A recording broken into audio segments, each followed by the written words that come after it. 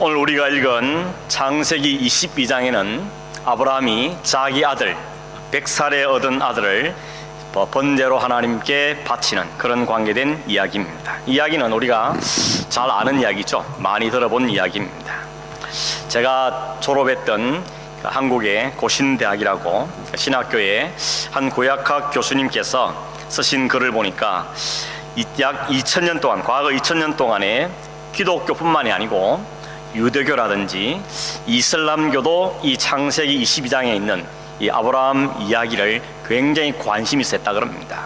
그래서 어떻게 말하는가 하면 유대인들은 창세기 22장의 이 사건에다가 이름을 붙이기를 아케다라고 이름을 붙였다 그럽니다. 이 아케다가 무슨 뜻인가 하면 묶는다 혹은 결박한다 그런 뜻이죠. 아브라함이 자기 아들을 묶어서 결박을 해서 바치겠다는 것에 근거해서 아케다라 하는 이름을 붙여놓고, 이들은 말하기를 아브라함이 하나님께 얼마나 순종했는가, 그리고 이삭처럼 순교적인 삶을 사는 그런 삶의 모델로 여기면서 이 주로 유대인들이 지키는 유월절날 이 이야기를 읽었다 그럽니다. 기독교는 아브라함을 독생자를 십자가에 못 박으신 하나님 아버지의 모델로, 이삭은 예수 그리스도의 모델로 여기죠.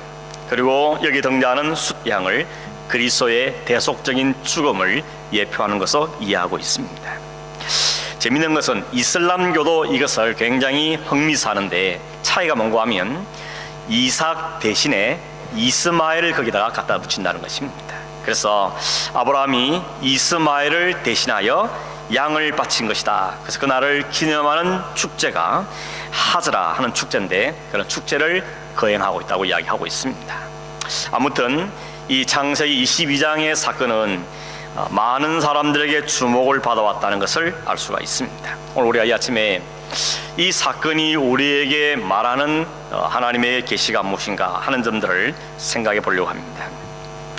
우선 1절에 보시면 그 일 후에 하나님이 아브라함을 시험하시려고 그를 부르시되 아브라함 하시니 그가 이르되 내가 여기 있나이다 기록하고 있습니다.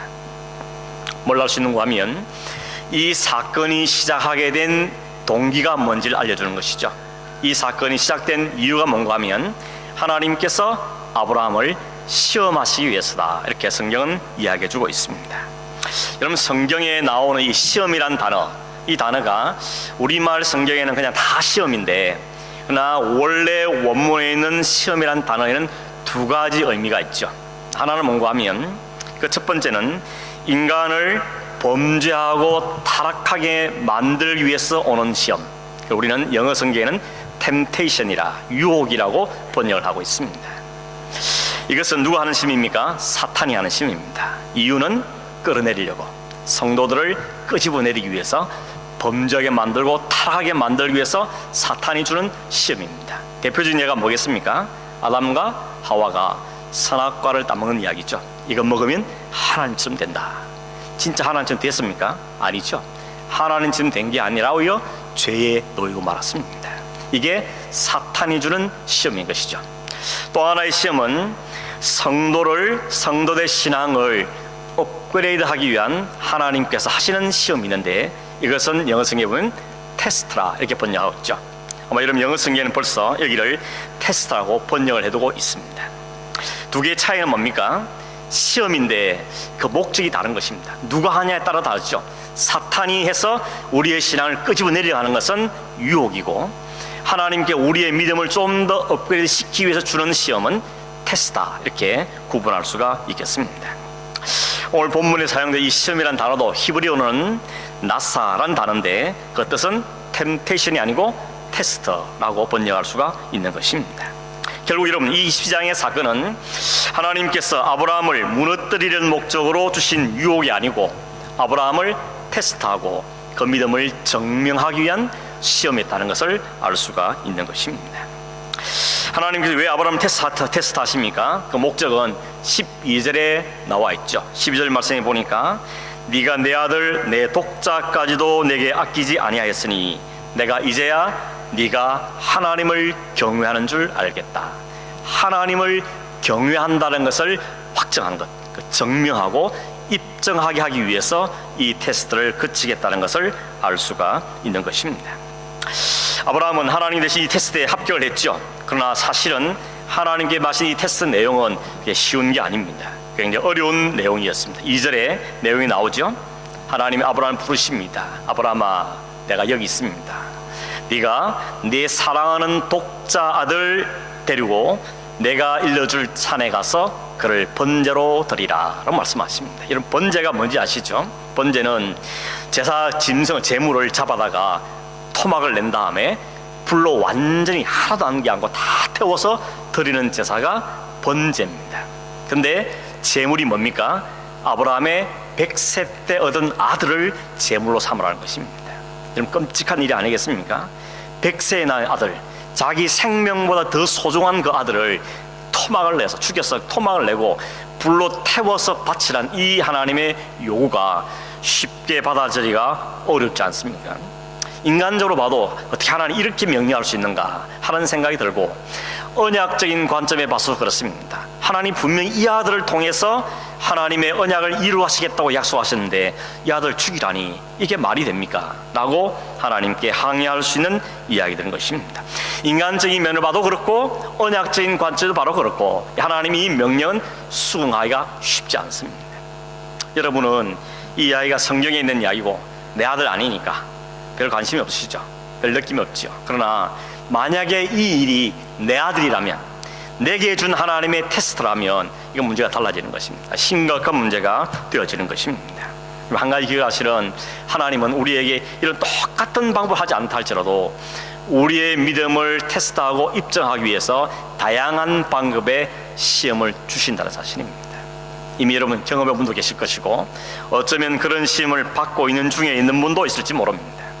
하나님은 우리에게 이런 테스트를 하는 경우를 보게 되는 것입니다. 문제는 아브라함이 처음부터, 아브라함은 원래부터 믿음이 너무 좋아서 하나님이 말씀하시면 하나는 그냥 척척 다 순종했느냐, 그런 사람이냐 묻는다면 그렇지 않죠. 우리가 12장부터 지금까지 쭉 아브라함의 모습을 살펴보았는데 아브라함은 그런 사람이 못 되었습니다. 오히려 반대였죠.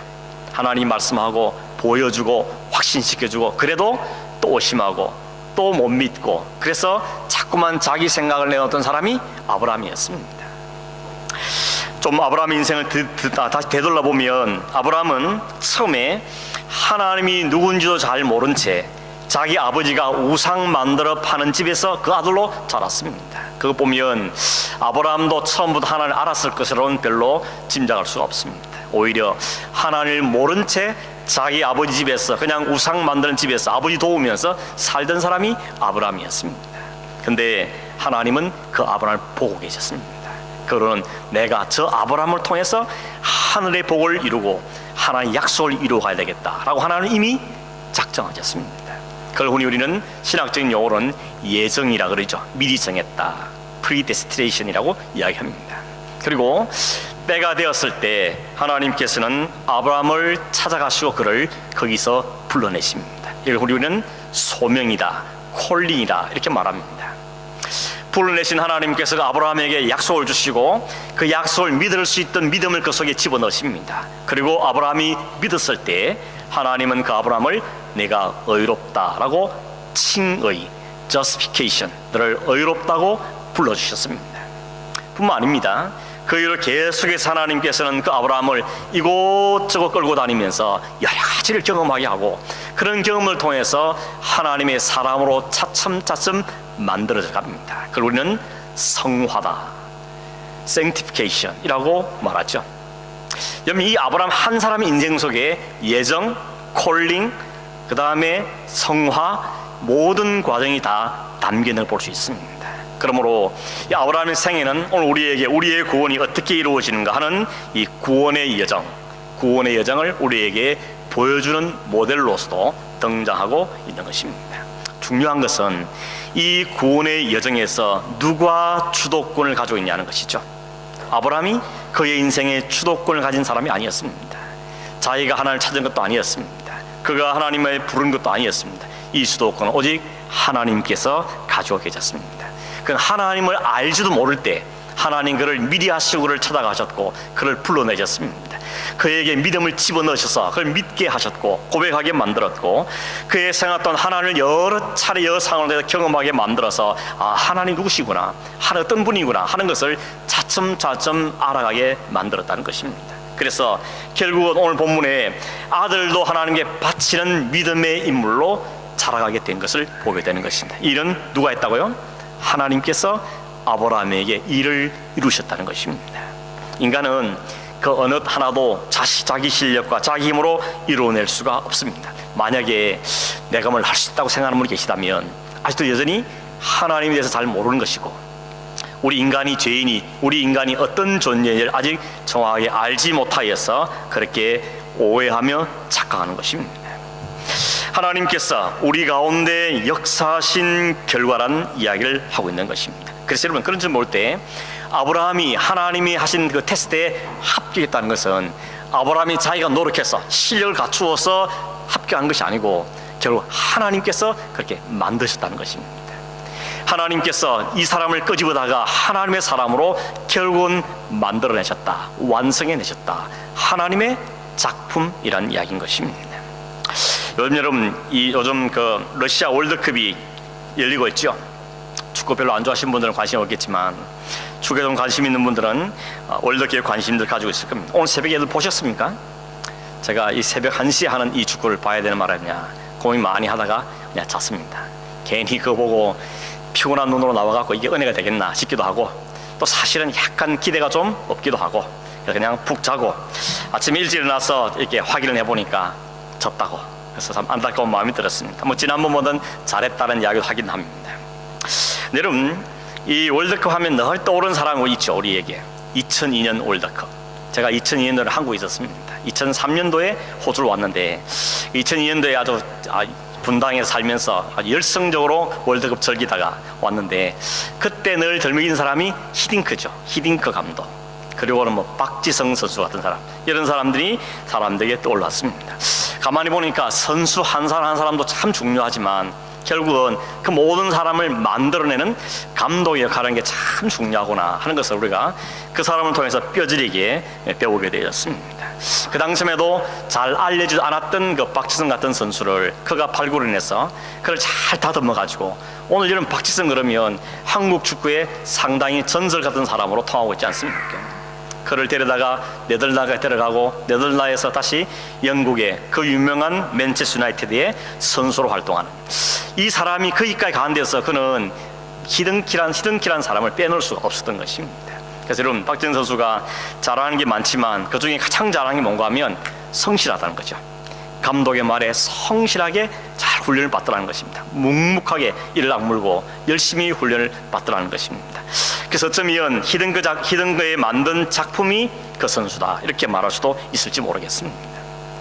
하나님께서는 그 어떤 감독보다도 위대하시고 탁월하신 감독이십니다. 가장 잘 아십니다. 처음부터 끝까지 아시는 분이고 어떻게 우리를 다뤄야 될지도 너무너무 잘 아시는 분입니다. 그러면 어떻게 하면 됩니까? 그 하나님께 잘 붙잡히면 되는 것입니다. 하나님께 자신을 잘 드리면 하나님께 우리가 생각할 수도 없는 아름다운 작품을 하나님께서 만들어 내신다는 사실을 우리는 이 아브라함을 통해서도 보게 되는 것입니다. 여러분, 그것을 아브라함을 통해서 오늘 우리에게 보여주고 있는 것입니다. 더 중요한 뭔가 하면 결국 하나님께서 오늘 저와 여러분도 그렇게 하실 분이라는 사실이 우리에게 소망이 되어지는 사실인 것입니다. 오늘 여러분 3절에 보시면 아브라함은 하나님 말씀을 들은 다음에 즉각 실천에 옮겼습니다. 아마도 그날 밤에 이 명령을 들은 것 같은데 아침 되자마자 아침 일찍 일어나죠. 그리고는 나귀를 준비하고 종들을 준비하고 또 번제에 쓸 나무를 쪼개고 준비한 다음에 아들을 데리고 길을 떠났습니다. 왜 이렇게 즉각 순종했을까? 어떻게 축사하는 의문이 들 만큼 이 아브라함은 즉각적으로 순종하는 걸 볼 수가 있습니다.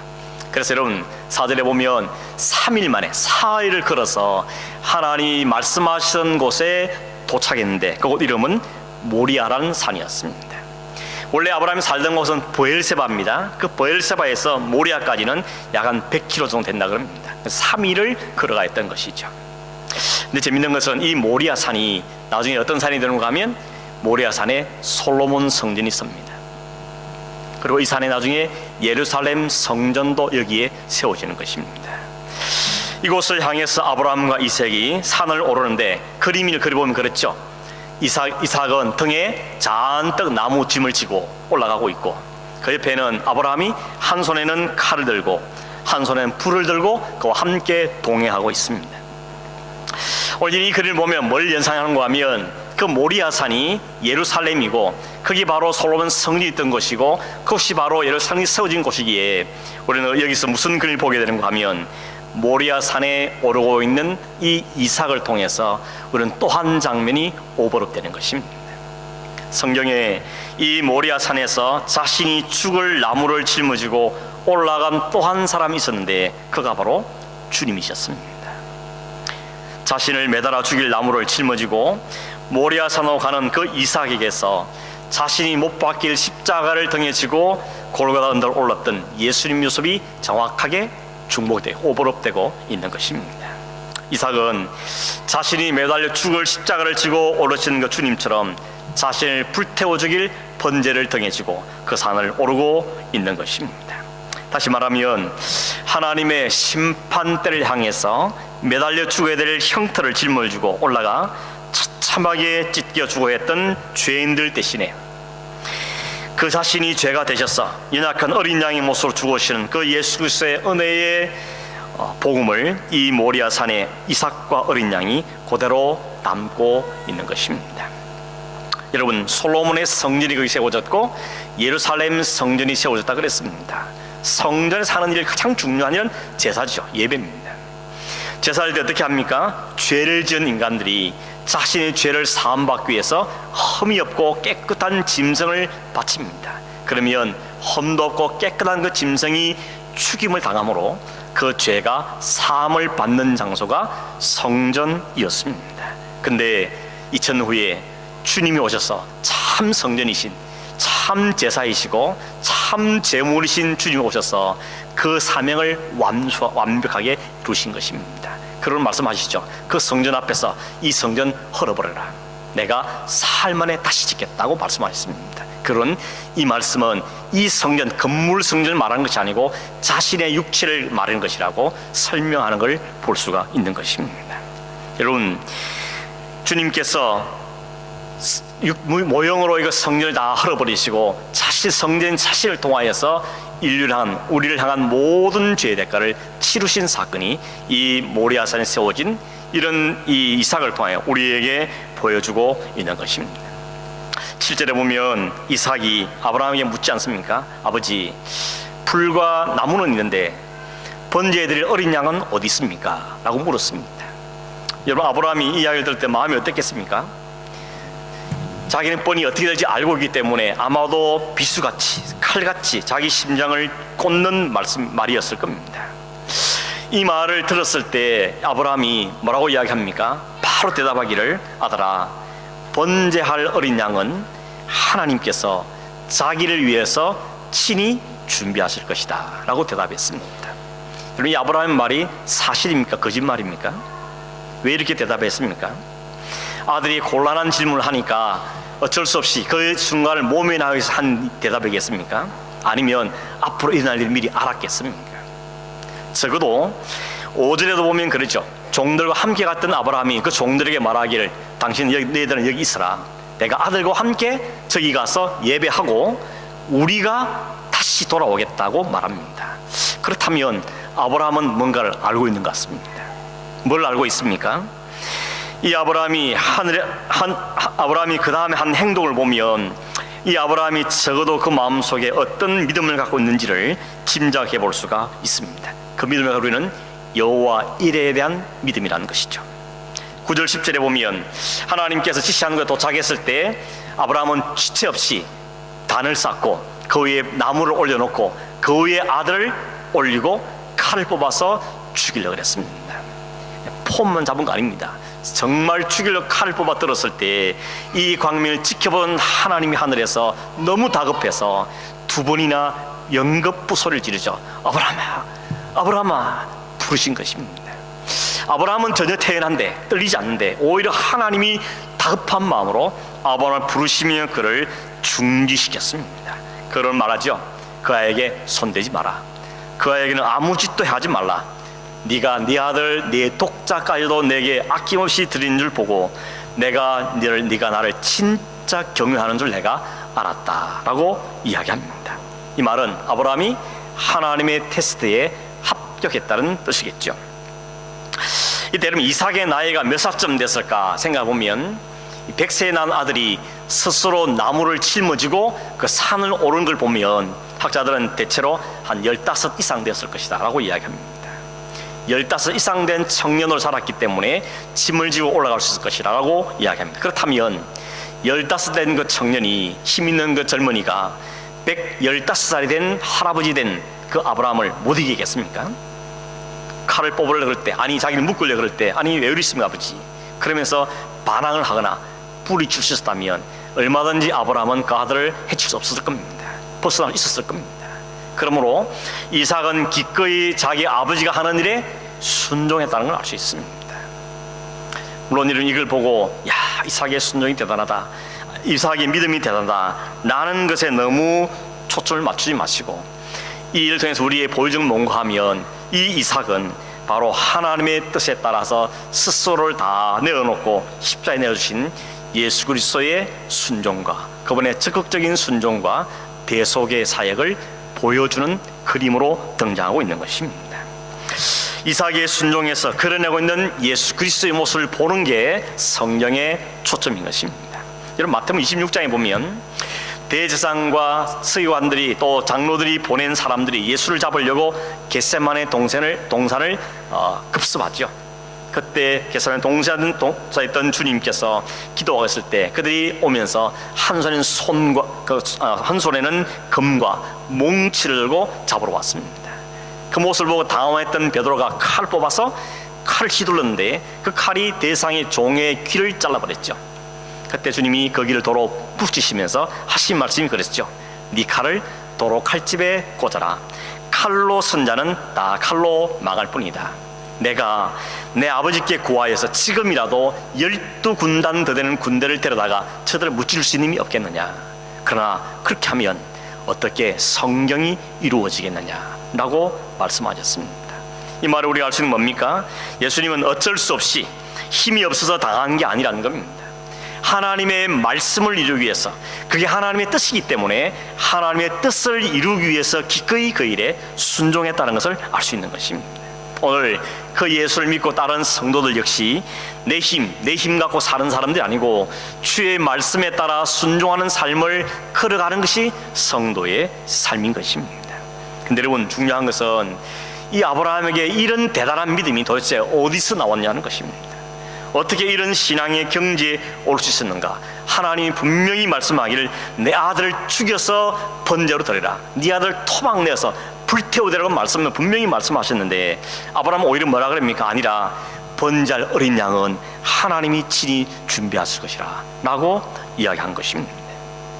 이 일에 대해서 히브리서 기자가 히브리서 11장에 보면 이 아브라함의 행동을 통해서 이렇게 이야기하고 있습니다. 읽어드리겠습니다. 히브리서 11장 17절 19절인데 아브라함은 시험을 받을 때에 믿음으로 이삭을 드렸으니 그는 약속을 받은 자로 돼 그 외아들을 드렸느니라.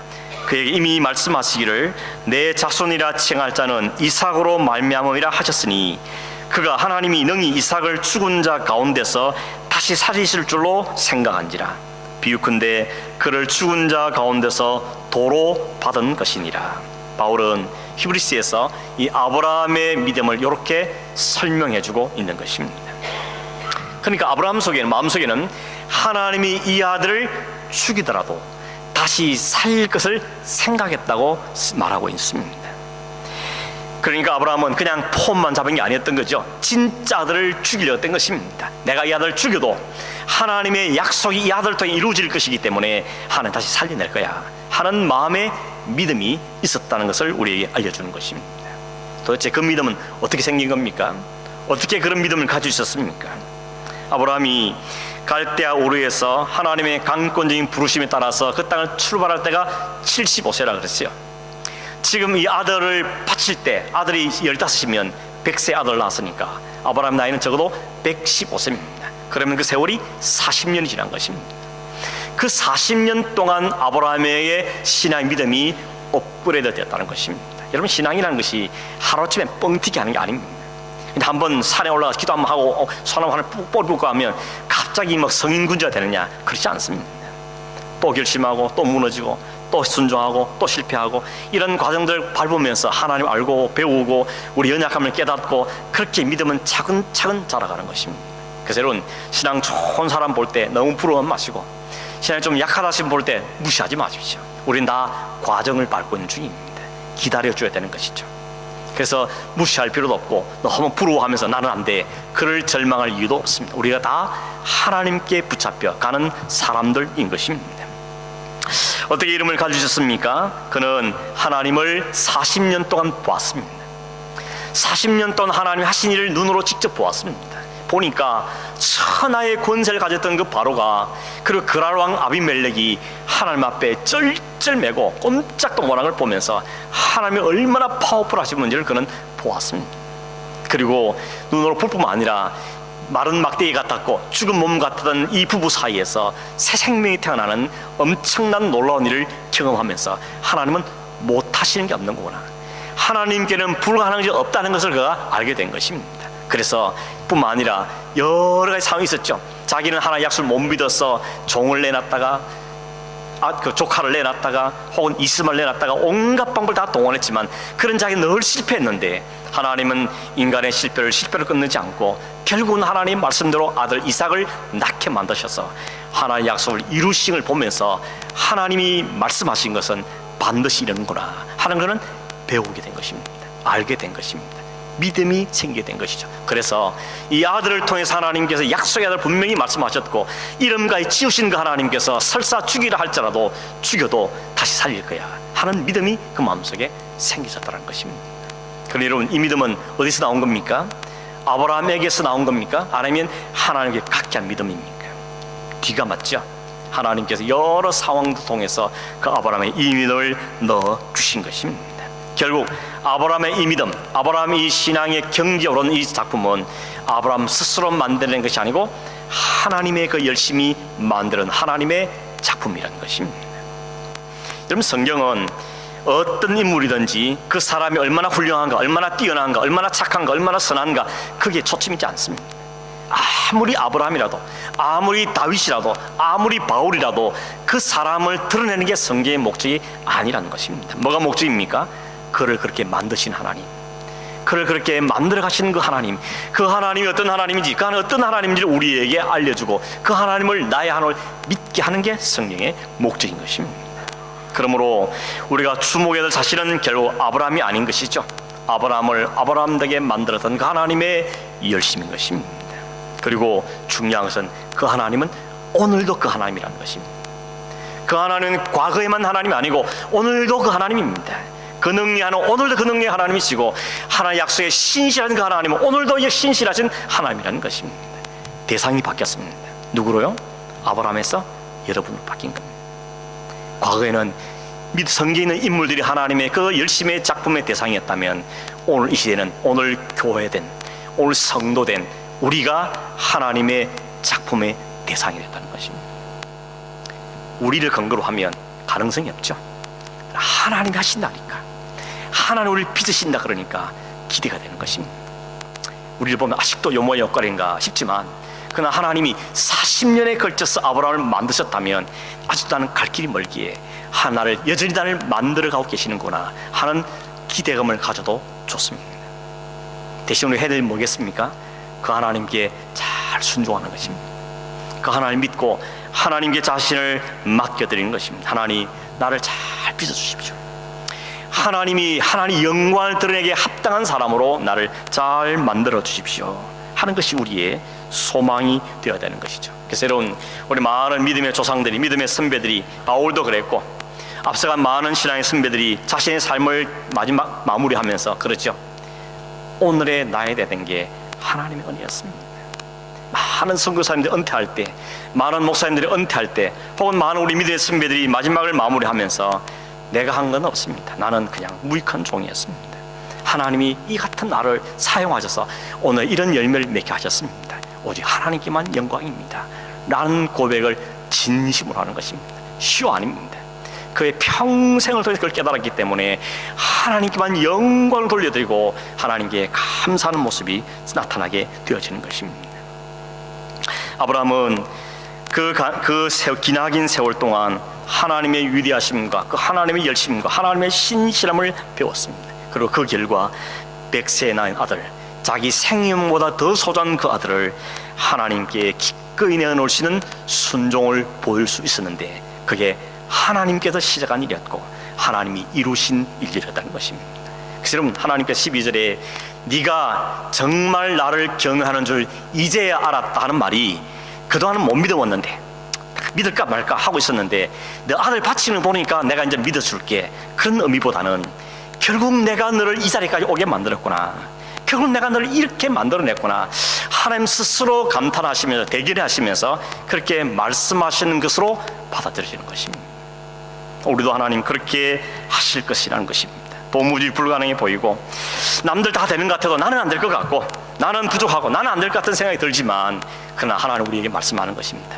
네가 하냐? 내가 한다. 너에게 맡기지 않았다. 내가 한다고 하나님 우리에게 지금 이 아브라함을 보여주는 것이야. 아브라함 봐라, 아브라함의 믿음의 조상이 된 게 그가 한 거냐? 내가 한 거지 않냐? 그렇다면 너도 내가 만든다 라고 우리에게 말씀하고 계시는 것입니다. 어디로 우리 것입니까? 우리가 설교한 다음에 부를 찬송이 321장인데 거기 보면 날 대속하신 예수께 내 생명도 모두 드립니다. 내 몸과 마음을 주님을 위해 다 쓰게 하소서. 나는 이제 주님을 위해 살겠습니다. 그것이 내 기쁨입니다. 이 고백을 하나님이 받아내신다는 것입니다. 왜 그렇습니까? 하나님이 우리를 만드실 때 목적이 우리를 통하여 하나님 영광을 받으려는 게 하나님의 목적이었다는 것입니다. 하나님이 그 이름이 영원롭게 되고 하나님이 찬송을 받으시고 예배를 받으시는 그 목적을 위해서 우리를 이렇게 만들어 가셨기 때문에 하나님 우리를 통해 이 고백을 하도록 만드시는 하나님이신 것입니다. 그러므로 우리는 하나님께 완전히 항복하고 그 하나님께 순종해서 그 하나님을 예배하는 자로 가게 될 겁니다. 지금도 조금씩 가고 있는 것입니다. 우리 인생의 목적은 바로 그것이기 때문에 여러분, 우리가 구원 그럴 때 그냥 단지 죄에서 구원받았다, 이제는 천국 간다, 그 정도를 뛰어넘어서 하나님께서는 자신밖에 모르고 자신을 예배하던 우리를 자신을 완전히 버리고 하나님만 예배하는 사람으로 만들어가는, 그렇게 바꾸어가는 것이 구원의 과정이라는 것입니다. 하나님 오늘도 우리를 그렇게 만들어가고 계십니다. 여러분, 구약시대는 성전 제사가 있었다면 오늘 이 시대에는 산 제사가 있죠. 제사가 없어진 게 아니고 제물이 바뀌었습니다. 그 제물이 전에는 소나 양이 제물이었지만 이제는 우리 자신이 하나님께 드리는 제물이 되었습니다. 하나님, 내 생명도 내 모든 것도 하나님 것이 맞습니다. 자신을 온전히 드리는 그 제사, 그 예배를 하나님 우리에게 받으시기를 원하신다는 것입니다. 여러분, 그렇게 말하면 손해보는 것 같죠? 다 바쳐야 되니까 돈도 바쳐야 되고 시간도 바쳐야 되고 젊음도 바쳐야 되고. 제가 학생 시절에 수련회 갔다가 강사 목사님 막 설교 다 하신 다음에 이 중에서 주를 위해 헌신하는 손들라 그랬습니다. 손 바짝 들었습니다. 주를 위해 헌신하겠습니다. 손을 들었어요. 손든 사람 중에 앞으로 외국 나가서 선교사로 헌신했으면 나와 그랬습니다. 나갔을까요? 못 나갔을까요? 못 나갔습니다. 겁이 나가지고 그때만 해도 선교 때문에 다 죽는 줄 알았거든요.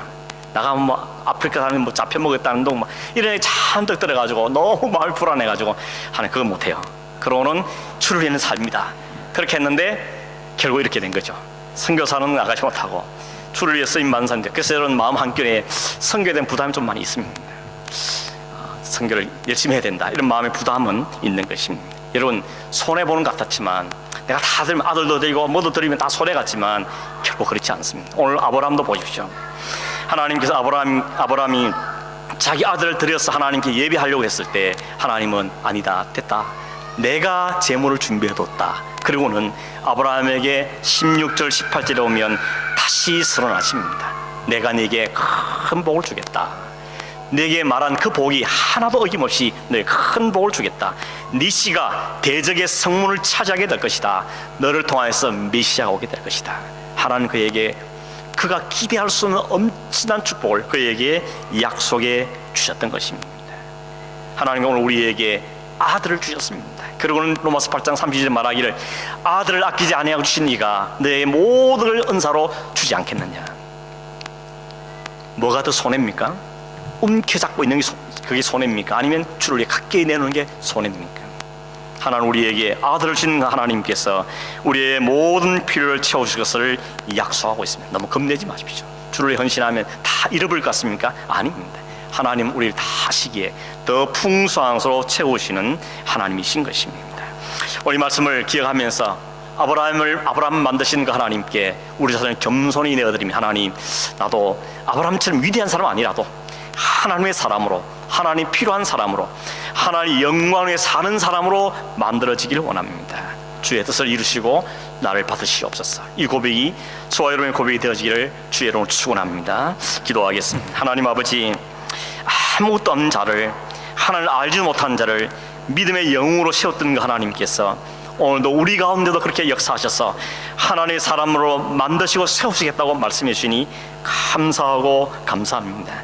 아직도 여전히 부족하지만 우리를 그렇게 만들어 가시고 이끌어 가시니 우리의 그것을 조금씩 경험하게 하신 하나님을 찬송합니다. 하나님 감히 겸손하게 주님 앞에 고백하오니 주의 뜻을 이루시고 우리의 삶과 우리의 마음과 우리 모든을 받으셔서 주의 영광을 드러내는 데 사용하여 주시옵소서. 예수님의 이름으로 기도하옵나이다. 아멘.